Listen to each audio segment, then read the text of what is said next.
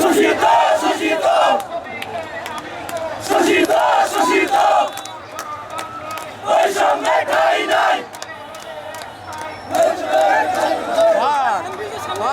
মানতে হবে মানতে হবে মানতে হবে মানতে হবে বৈষম্যে ঠাঁই নাই বৈষম্যে ঠাঁই নাই। আমাদের দাবি হচ্ছে আমরা শূন্য পদে নিয়োগ চাই। এতদিন পর্যন্ত আমাদের চাকরি ছিল চুক্তিভিত্তিক। এই দেশের সবচেয়ে বড় যোদ্ধা আমরা যারা মেডিকেল সেক্টরে কাজ করি, কিন্তু কারণ আমরা মেডিকেলে যারা আছি আউটসোর্সিং হিসাবে প্রতিটি পদে আমরা কাজ করে যাচ্ছি, কিন্তু আমাদের সেই পরিমাণ সম্মান দেওয়া হয় না, আমাদের বেতন দেওয়া হয় না, আমরা ঠিকভাবে বেতন পাই না। যখন স্বাধীন দেশে সবাই স্বাধীন, যখন যার যার অধিকার বুঝে দিচ্ছে, তাহলে আমরা কেন না? আমরা আর কত নির্যাতিত হব? আজ স্বাধীন দেশে আমরা নির্যাতনের পক্ষে নই, আমরা বৈষম্যের বিরুদ্ধে যেতে চাই, আমরা আমাদের চাকরি স্থায়ীকরণ চাই। বর্তমান যে প্রধানমন্ত্রী, তার কাছে আমাদের আকুল আবেদন থাকবে উনি যেন আমাদের দৃষ্টি আকর্ষণ করে আমাদেরকে স্থায়িত্বকরণের পুরোদমে প্রচেষ্টা করে নেয়। তার কাছে আমাদের বিনীত আবেদন এতটুকুই ভাই। বিশেষ কারণ হচ্ছে বললাম তো, আমরা প্রতিটা পদক্ষেপে নিপীড়িত। 6 মাস আমরা বেতন পাই না। একটা ফ্যামিলি যদি 6 মাস বেতন না পায়, তার সংসারটা কি করে চলে? আমরা কোথায় যাব, কার কাছে যাব? আমরা বাড়িওয়ালার বাসা ভাড়া দিতে পারি না, দোকান বাকি করি, দোকান বাকি দিতে পারি না, আমরা চাকরি থেকে বাসায় ঢুকতে পারি না। ঢুকলে বাড়িওয়ালা আমাদেরকে ঘর থেকে বের করে দেবে, হুমকি দিচ্ছে। পাওনাদার আমাদের দরজার সামনে প্রতিনিয়ত খটখট করতেছে, লজ্জায় মুখ দেখাতে পারি না। তাহলে এই চাকরি যে করি কেন করি? দুটো টাকা পাওয়ার আশাই করি। সেই টাকাটাই যদি না পাই, তাহলে আমাদের মূল্য কোথায়? আমরা আমাদের অধিকারটুকু চাই। স্বাধীন বাংলাদেশে আমরা স্বাধীন ব্রহ্মটাতে চাই। আমরা চাই এক দেশে দুই নীতি আমরা মেনে নিব না, আমরা এটা মেনে নিতে চাই না।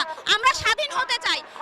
যদি এক দেশে বৈষম্য তৈরি হয়, তাহলে কোথায় আমরা স্বাধীন হলাম? আমরা বৈষম্য চাই না, আমরা স্বাধীন চাই। আরেকটি বিষয় আছে, তাহলে আপনারা 6 মাস বেতন পান না, বা এর আগেও আপনাদের অনেক সমস্যা হয়েছিল, আজকে কেন আপনারা এখানে? ভাই, আমরা নির্যাতিত হতে হতে যখন দেখলাম যে এখন আর আমাদের কোনো উপায় নাই, এর আগে আমরা বেশ কয়েকবার দাবি জানিয়েছিলাম, কিন্তু আমাদের সেই দাবিটুকু তারা সেভাবে গ্রহণ করে নাই। তাই এখন বড় আশা বা বড় স্বপ্ন নিয়ে আমরা রাজপথে এসেছি যে আমাদের যে ডক্টর ইউনূস স্যার আছেন, স্যার আমাদের দিকটা দেখে আমাদেরকে অবশ্যই কিছু একটা ছাড় দিবেন। স্যারের উপরে ভরসা করে আমরা এখন রাজপথে এসেছি। আমরা দীর্ঘদিন একটা প্রতিষ্ঠানে চাকরি করি, আমাদের পরিবার আমাদের উপর ডিপেন্ডেন্ট। তো সরকার বদল হইতে পারে, আমরা তো নিরপেক্ষ, আমরা শ্রমিক, আমরা শ্রম দিই, শ্রমের বিনিময়ে আমরা বেতন নেই। কিন্তু সরকার পরিবর্তন হইলে আমাদের চাকরি চলে যায়, কথায় কথায় চাকরি চলে যায়। তারপরে মাসের পর মাস আমরা ডিউটি করি, কিন্তু আমরা বেতন পাই না। এরপরে হচ্ছে এই যে কয়েকদিন আগে যে ছাত্র আন্দোলন হলো, অনেক মানুষ, অনেক ছাত্ররা আহত হয়েছে, আমরা তাদেরকে সবার আগে সেবা নিশ্চিত করছি। তাহলে আমরা কেন এখন বৈষম্যের শিকার? এখন সরকার পতন হয়েছে, বলতেছে তোমাদের চাকরি নাই, তোমরা বেতন ভাতা কিছুই পাবা না। তো এটা কেন থাকবে? সরকার পরিবর্তন হতে পারে, কিন্তু আমাদের পরিবারটা আমাদের উপর ডিপেন্ডেন্ট। এই ছাত্র আন্দোলনে তো আমাদের পরিবারের ছাত্ররাও ছিল। তাহলে আমাদের উপর, আমাদের যদি চাকরি চলে যায়, আমাদের পরিবার তো রাস্তায় চলে আসবে। তা আমরা চাই এই ধরনের যত না হয়, কারণ সরকার তো পরিবর্তিত হবেই। আমরা চাই আমরা শূন্য পদে যোগ্য যে লোকগুলো আছি, আমাদের সবাইকে স্থায়ীকরণ করে দেওয়া হোক। কারণ আমাদের ছাঁটাই করে তো এখানে অযোগ্য লোক নেওয়া হবে। আমরা দীর্ঘদিন যেই প্রতিষ্ঠানে আছি, এই প্রতিষ্ঠানে আমরা এখন কাজ করতে করতে দক্ষ হয়ে গেছি, তো কেন আমাদের রাখবে না? তো এই বারবার ছাঁটাই নিয়োগ এগুলো বাদ দিয়ে আমাদের স্থায়ী করার একটাই দাবি। আমাদের দাবি, আমাদের মাথার উপরে কোনো ঠাঁই নাই। আমরা এত অট্টালিকার মতো বিল্ডিংয়ে কাজ করি, অথচ আমাদের চুক্তিতে আমরা থাকি। আমরা চুক্তিতে আর থাকতে চাই না।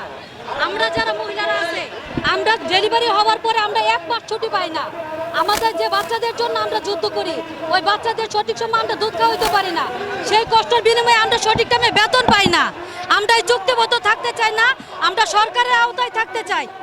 আমাদেরকে সরকারি বেতন দিবে, কোনো কোম্পানির আন্ডারে আমরা থাকতে চাই না। আমাদের এই দাবি, আমরা যাতে সবাই যাতে সরকারিভাবে বেতন পাই, আমরা যাতে বোনাস পাই, ভাতা পাই। আমরা অনেক বছর ধরে কোনো ধরনের ভাতা পাই না, বোনাস পাই না। আমরা সংগ্রাম করে যেতেছি। আমরা সঠিক সময় মা বাবা মারা গেলেও আমরা ছুটি কাটাতে পারি না। তাহলে আমরা কি চাইতেছি?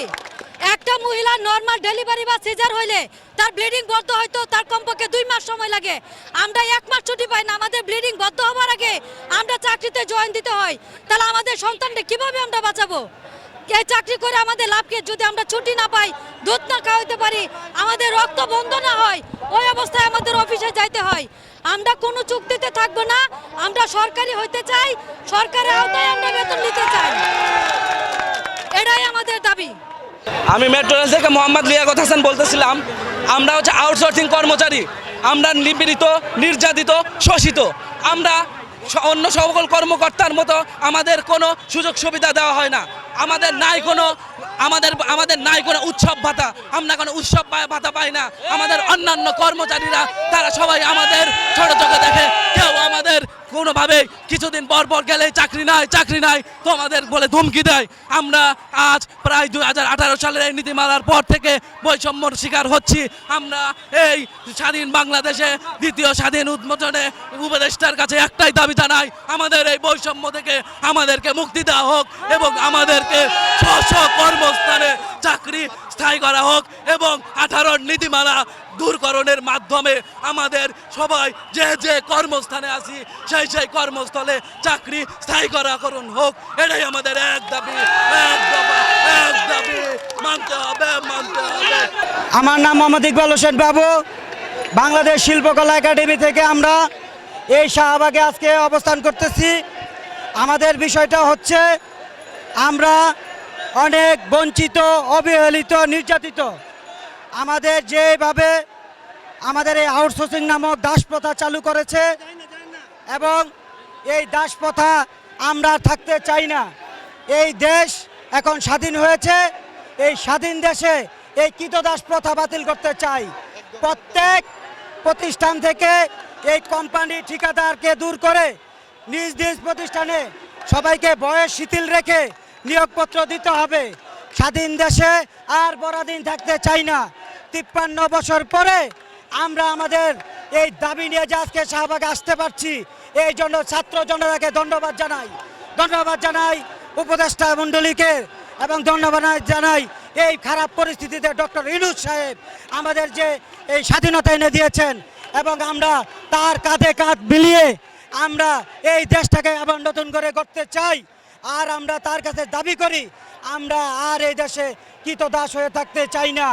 অনেকের চাকরির বয়স চলে গেছে, কাজ করতে করতে তারা এখন পর্যন্ত কোনো নিয়োগপত্র দেয় নাই। তাই দাবি করছি সর্বপ্রথম আমাদের প্রত্যেকের নিজ নিজ প্রতিষ্ঠান থেকে নিয়োগপত্র দিতে হবে। এই বলে আমি আমার সংক্ষিপ্ত বক্তব্য এবং এক দফা এক দাবি, আমাদের চাকরি জাতীয়করণ করতে হবে এই বলে আমরা আসছি বাংলাদেশ শিল্পকলা একাডেমির 64টা জেলা থেকে আসছি। আমরা 64 জেলা থেকে জড়ো হচ্ছি।